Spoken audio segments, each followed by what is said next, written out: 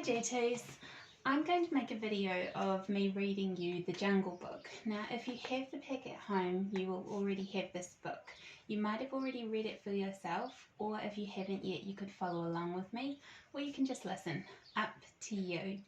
We are going to do a wee bit of a novel study with this. You might even get to do this in the prep school, so it's pretty grown up work, and this is just for J2D. J2B have another book at home.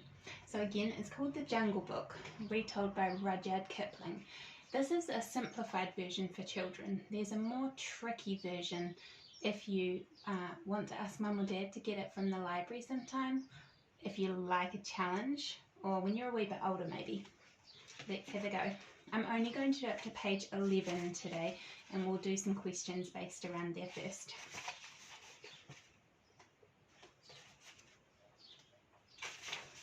Chapter 1, Mowgli's Brothers. It was 7 o'clock on a warm evening.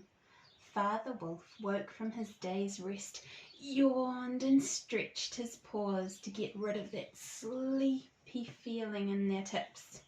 Mother Wolf lay with her big grey nose across her 4 tumbling, squealing cubs. The moon shone into the mouth of the cave where they all lived. "Ah," said Father Wolf, "it's time to hunt again." He was about to spring down the hill when a little shadow with a bushy tail stepped into the cave. "Good luck go with you, Chief of the Wolves. May your noble children have strong white teeth, and may they never forget those who are hungry," the shadow whined. It was the dish-licker, Tabaki the jackal. The wolves of India despised Tabaki because he ran around making mischief, telling tales and eating rags from the village rubbish heaps. But they were afraid of him too. Of all the animals in the jungle, Tabaki was the most likely to go mad, and when he was mad he forgot to be afraid of anyone and ran around biting everything in his way. Even the tiger ran and hid when little Tabaki went mad. "Come in and have a look," Father Wolf said stiffly, "but there is no food here. Maybe not for a wolf, but for me a dry bone is a feast. Who are the jackal people to pick and choose?" Tabaki scuttled to the back of the cave. There he found a bone with a little meat on it and sat cracking the end merrily. "Thanks for this good meal," Tabaki said, licking his lips. His eyes turned to Mother Wolf and the 4 cubs. "What beautiful, noble children! What large eyes, and so young!" Now, Tabaki knew it was unlucky to compliment children to their faces, and it pleased him to see Mother and Father Wolf look uncomfortable. Tabaki sat a moment, rejoicing in the mischief that he had made. Then he went on. "Shere Khan has shifted his hunting grounds. He told me he will hunt among these hills for the next moon." Shere Khan the tiger lived near the Wainganga River, 20 miles away. "He has no right," Father Wolf said angrily. "By the law of the jungle, he has no right to change his hunting grounds without warning. He will frighten all of the game for 10 miles around." "His mother did not call him Lungri, the lame one, for nothing," said Mother Wolf quietly.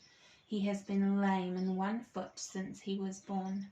That is why he only kills cattle."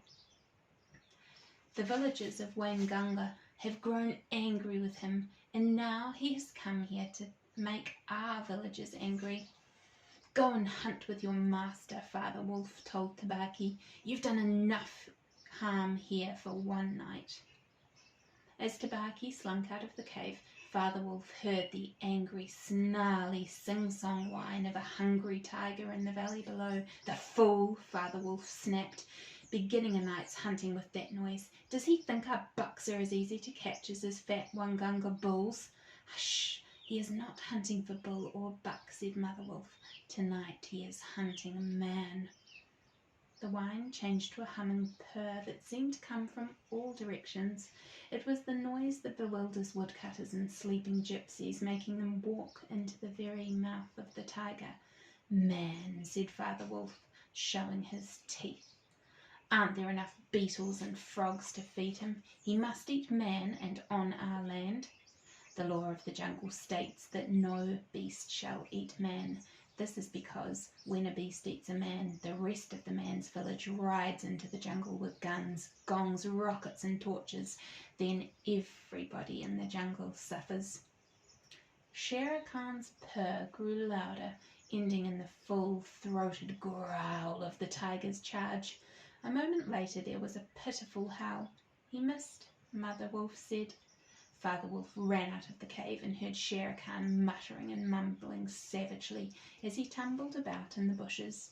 The fool has jumped into a woodcutter's campfire and burned his feet, Father Wolf said with a grunt. Tabaki is with him. Something is coming up the hill, Mother Wolf said. Her ear twitched. Get ready.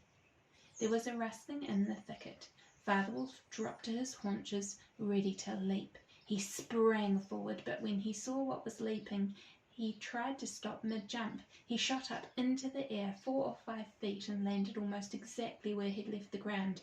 Man, he snapped. A man cub. Look. There in the thicket stood a naked brown baby who could only just walk. The soft dimpled boy looked up into Father Wolf's face and laughed. Is that a man cub? Asked Mother Wolf. I've never seen one. Bring him here. A wolf, accustomed to carrying his own cubs, can hold an egg in his mouth without breaking it, and though Father Wolf's jaws closed on the small child's back, not a tooth scratched the baby's skin as he laid the man cub down among his own cubs. How little, how naked, and how bold, Mother Wolf said softly. The baby pushed his way between the wolf cubs to get close to Mother Swan Fur. The man cub is taking his milk with the others, she said with surprise. Now was there ever a wolf who could boast of a man cub among her children? I have heard of it now and again, but never in our pack or in my time, Father Wolf replied. He is completely without hair, and I could kill him with a touch of my paw. But see, he looks up, and he's not afraid. Suddenly the cave grew darker. The moonlight was blocked by the tiger, Shere Khan. His great square head and shoulders filled the cave's entrance. Tabaki was behind him, squeaking, my lord, it went in here." "You honour us with your presence, Shere Khan," Father Wolf said, but his eyes were angry. "What do you need?" "A man cub went this way," said Shere Khan, growling from the pain of his burned feet. "Its parents have run off. Give it to me." Shere Khan looked threatening, but Father Wolf knew that the mouth of the cave was too narrow for a tiger to fit through. "I will not take orders from you, Shere Khan," said Father Wolf. "A wolf takes orders from the pack leader and not from any striped cattle killer. The man cub is ours to kill if we choose." "What is this talk of choosing? How dare you deny me what is rightfully mine? It is I, Shere Khan, who speaks." The tiger's roar filled the cave like booming thunder. Mother Wolf shook herself free of the cubs and sprang forward. Her eyes resembled 2 green moons in the darkness. "And it is I, Raksha, the demon, who answers. The man cub is mine, Lungri. He shall not be killed. He shall live to run and hunt with the pack. Look well, hunter of naked cubs, for one day he will hunt you. Now go back to where you came from, lamer than you were when you came into the world. Go!" Father Wolf looked on amazed. He had almost forgotten the day that he had won Mother Wolf in a fight against 5 other wolves. Back then she'd run in the pack, and she was not called the demon by accident. Shere Khan might have faced Father Wolf, but he could not stand up against Raksha. She had all of the advantage of ground and would fight to the death, so Shere Khan backed out of the cave. When he was clear, the tiger shouted, "We will see what the pack has to say about raising man cubs. He will come to my teeth in the end, you bush-tailed thieves." Mother Wolf lay down among the cubs, panting.